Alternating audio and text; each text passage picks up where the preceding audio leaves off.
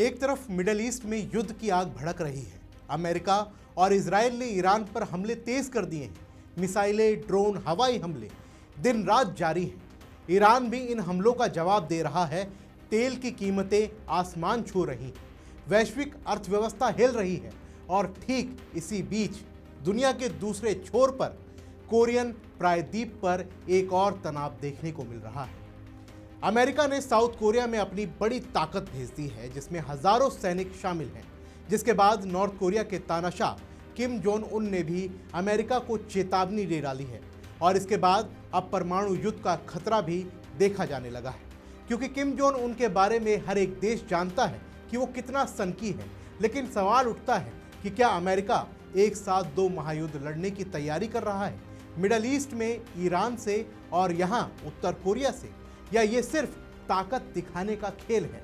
लेकिन खेल में जो दांव लग रहा है वो आम आदमी की जिंदगी है, तेल, महंगाई, सुरक्षा। आइए इस पूरे मामले को समझने की कोशिश करते हैं, क्योंकि दुनिया जब दो मोर्चों पर लड़ती है तो सबसे पहले छोटे देश और आम लोग हारते हैं। नमस्कार, मेरा नाम है शुभम गुप्ता और आप देखना शुरू कर चुके हैं वीके न्यूज़। सबसे पहले ठीक समझते हैं कि आखिर हुआ क्या। 10 मार्च को उत्तर कोरिया के पश्चिमी तट यानी येलो सी से उनका नया 5000 टन का डिस्ट्रॉयर चॉय ह्योन से स्ट्रेटेजिक क्रूज मिसाइल लॉन्च की गई। ये मिसाइलें लक्षित द्वीपों पर सटीक लगी। केसीएनए की रिपोर्ट के मुताबिक किम जोंग उन ने वीडियो के जरिए ये देखा। उन्होंने कहा कि परमाणु युद्ध रोकने के लिए शक्तिशाली और भरोसेमंद हथियारों की जरूरत है। ये टेस्ट नेवी की स्ट्रेटेजिक ऑफेंसिव कैपेबिलिटी दिखाने और क्रू को ट्रेनिंग देने के लिए था। लेकिन इन फोटोज में एक और चेहरा दिखाई दिया।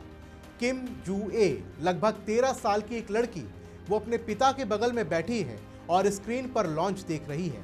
केसीएनए ने उनका नाम नहीं लिया, लेकिन फोटोज से साफ है कि ये कोई और नहीं, किम जोंग उन की बेटी है।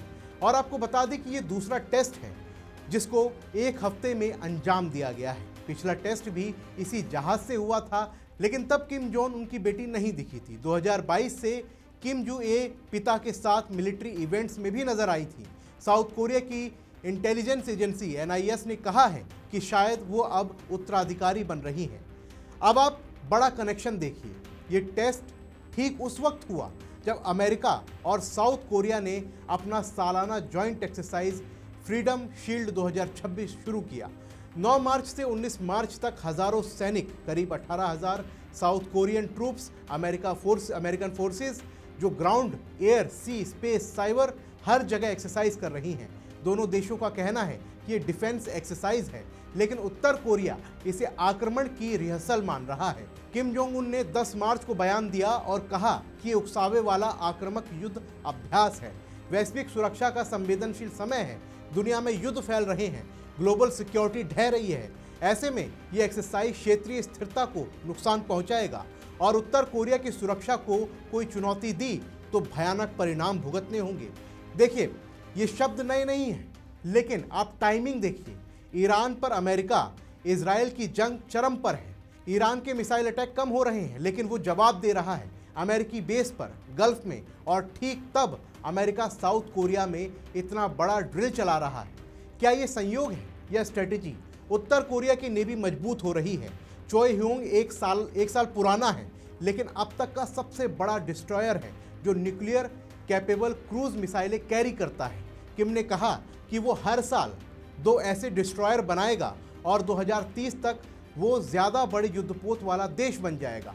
मतलब सिर्फ लैंड बेस्ड न्यूक्लियर नहीं, अब सी से भी। और बेटी को साथ लेना, ये घरेलू मैसेज है उत्तर कोरियाई जनता को दिखाना कि किम फैमिली जारी रहेगी और बाहर कि उत्तर कोरिया सिर्फ एक व्यक्ति नहीं, एक सिस्टम है, तैयार और मजबूत। लेकिन सबसे बड़ा सवाल यह है कि अमेरिका 2 मोर्चे कैसे संभालेगा। वो पहले ही मिडल ईस्ट में हजारों टारगेट्स हिट कर चुका है।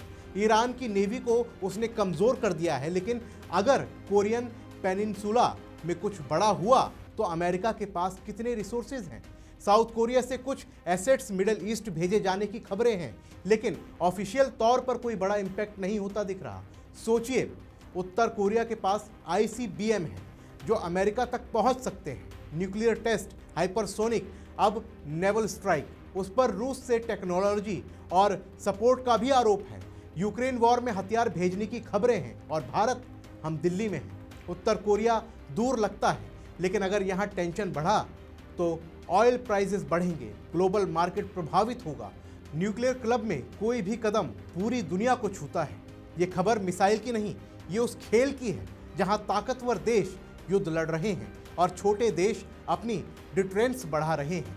जहां एक नेता अपनी बेटी को मिसाइल टेस्ट दिखा रहा है, वहीं एक तानाशाह ने भी ये कहना शुरू कर दिया है कि भयानक परिणाम भुगतने पड़ेंगे। क्या ये शांति की कोशिश है या युद्ध की तैयारी? क्या अमेरिका सच में 2 युद्ध लड़ सकता है या दुनिया की ये खामोशी हमें बता रही है कि अब कुछ बड़ा होने वाला है? आप क्या सोचते हैं? कमेंट बॉक्स में अपनी राय हमें ज़रूर दें। क्या उत्तर कोरिया सिर्फ डर पैदा कर रहा है या असली खतरा है? क्या दुनिया को अब दोनों तरफ ध्यान देना चाहिए? अपना जवाब हमें ज़रूर लिखें। फिलहाल के लिए इस रिपोर्ट में बस इतना ही।